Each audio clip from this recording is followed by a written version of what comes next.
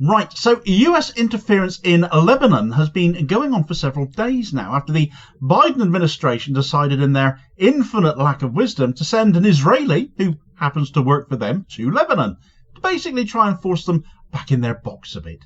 But not before that said US representative, Amos Hochstein, went to Tel Aviv first. What a cynic might consider being given his orders, and those orders basically amounted to the only ceasefire deal that Israel, and by extension the US, would accept with Lebanon would be their unconditional surrender and the surrender of their sovereignty. So Israel could occupy southern Lebanon, in total violation, of course, of UN Resolution 1701, which has kept the peace under its current form there since 2006. Well, that didn't work. Surprise, surprise. And Lebanon basically told Hochstein where he could stick his deal.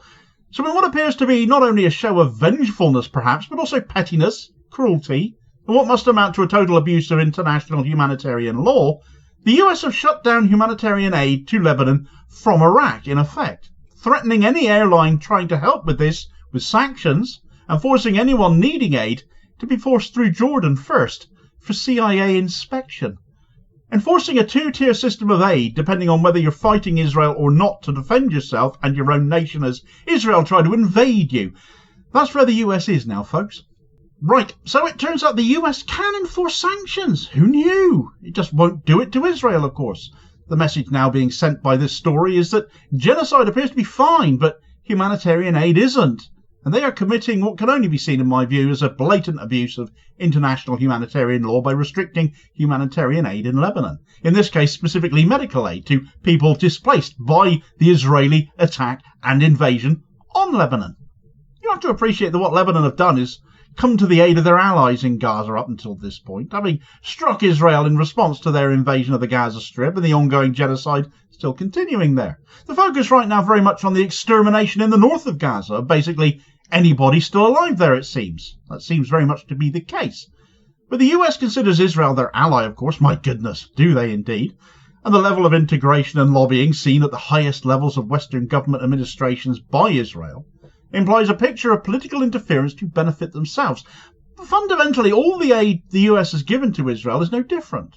Yet now they are throwing their weight around in another country. Interference in aid, notably medical aid, so that people engaged in the fighting, identified by the likes of the CIA, US intelligence, get picked up if they try to seek medical aid now, by forcing anyone in need of such medical aid and assistance to go to Jordan instead of utilising the air bridge that had been attempted to be set up with Iraq. I suppose it's actually a reflection of how things stand now between the US and Iraq in one way, increasingly unpopular as the US is there now. Their presence less and less wanted, even though the Iraqi government itself is ostensibly quite westernised now, and the US, as I spoke about in a video just yesterday, gets a stable supply of oil from there at this moment in time.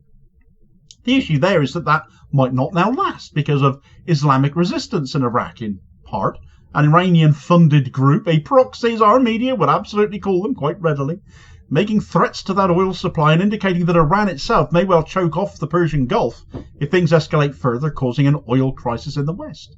So there's a strained relationship between Iraq and the US, and an air bridge via Middle East Airlines, Lebanon's own airline, had been established to help get medical aid to those injured, not necessarily in fighting, but it's 1 million people at least that have been displaced in Lebanon now because of Israel, and they may well need medical assistance too.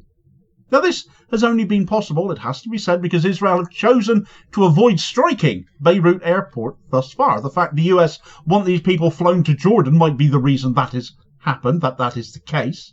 But it also demonstrates how accurate Israel can be when they want to be. When they can bomb indiscriminately, it is evidently their choice to do just that.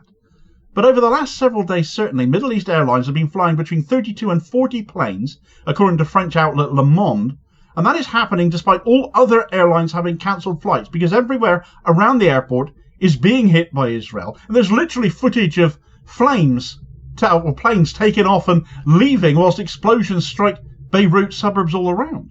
It's a commercial planes flying into and out of a war zone. And it's a sentiment shared by the staff member who spoke to Le Monde about this, who said it felt like they were on a mission, that they had to maintain this air bridge for their compatriots, like they are part of the army, that they're fighting for what is right and just and defending the Lebanese population and passing on a message to them of solidarity to these people fleeing, saying that Middle East Airlines is here for you. Now, this airline, as I said, Lebanon's flag carrier airline, so the demand that they now cease or face sanctions by the US from flying people to Iraq for safety. The US have already blocked Iraqi airlines planes from getting anywhere near Lebanon, just for clarity. Does show that the US diplomatic approach to Lebanon is still to have a stick in one hand and try to beat them into submission with it. Lebanon refused to entertain the notion of surrender to Amos Hochstein, currently only having a caretaker prime minister as presidential elections continue to falter in Lebanon still, such is the norm in Lebanon politics, which I've also covered previously. But there's also a fear, I suppose, of overstepping the mark in some respect to give ground to the US without proper remit. But it is also just a bad deal. And where Lebanon has acquiesced to the US in the past, the people there know they get shafted each time that happens.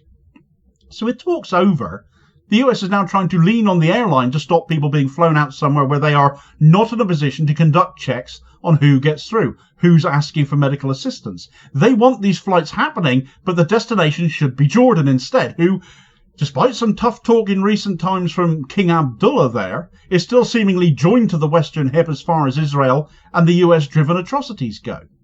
As for who the US want to filter out, well, it's fairly obvious, isn't it? It's Hezbollah. And we know that with certainty, as if we couldn't hazard a guess before, because the threat of sanctions against Middle East airlines is on them if they transport anyone injured in the pager attacks from back in last September. Victims of a terror attack perpetrated by Israel, as they absolutely would be, but because they are all Hezbollah, according to Israel and of course the US, Israel of course who planned and perpetrated that terror attack. I mean, it's just so completely unnecessary, isn't it? And as well as an abuse of humanitarian law, and interference befitting Israel in the delivery of aid. As the Cradle have pointed out in their coverage, the US are getting the flight manifests from all the flights taking off from Beirut anyway. All the passengers travelling through the airport are being handed to the US by the International Air Transport Association. So a better way of doing this is to demand the planes not carry certain people then, or have certain individuals removed from a plane rather than punish entire plane loads of people. But such is the arbitrary and blanket cruelty being enforced by the US administration here, that is not the case. Of course, that is still an abuse of humanitarian law in and of itself, because you'd still be blocking people from getting aid or medical assistance they need, because that shouldn't matter who they are. If they need help, it's the humanitarian thing to do, it's the legal thing to do, to allow them to get that help. But it's being done purely on the basis that they are part of a US-designated terror group, a Western-designated terror group, and they also happen to oppose Israel's invasion of their country and others, and are daring to fight them on that. Regardless of your views on Hezbollah, they are also a political entity, regardless of the terrorism label that always gets stuck on there by Western media and politicians. And the only reason they exist at all is because of previous Israeli invasions of Lebanon, from dating back in 1978 and 1982, and they came into being following that latter attack. Frankly, the US have picked their side. It is painfully obvious. We've known it for some time. It isn't news. But Lebanon at this point would be well within their rights, in my view, to send the US ambassador to Lebanon packing, especially since by cutting Iraq off from getting into Lebanon, by land they have been the biggest suppliers of humanitarian aid since Israel's invasion began, you might be interested to know. But they have caused considerable pain and hardship as a result. And for what? Bloody Israel's benefit again, despite what they are doing. That isn't to say humanitarian aid isn't getting through at all, though. To try and end this video on a little bit of a positive, Turkey, for example, has shipped in 1,000 tons of aid, which arrived at a Beirut port, so it arrived by sea, on Friday, and just yesterday it was announced that some 30 tons of aid for Lebanon had been raised in France, along with 100 million euros of financial assistance raised at an international conference there. So, despite Israeli and US diktat against the Lebanese, other nations are not having a bar of it.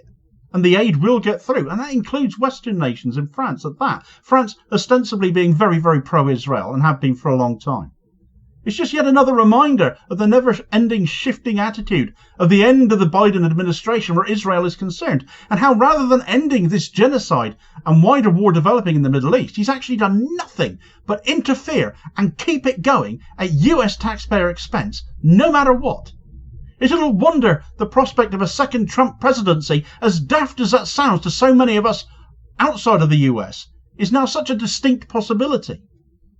Meanwhile, for more on the prospect of Iraqi oil now getting cut off to the US by Islamic resistance and Iran, as well as in theory the upset and offence the US may have caused at the level of the Iraqi government by banning flights to and from Lebanon, could a loss of oil imports be the thing that turns the US against Israel? If anything can, surely it's oil. Check out this video recommendation here as your suggested next watch, and I'll hopefully catch you on the next vid. Cheers, folks.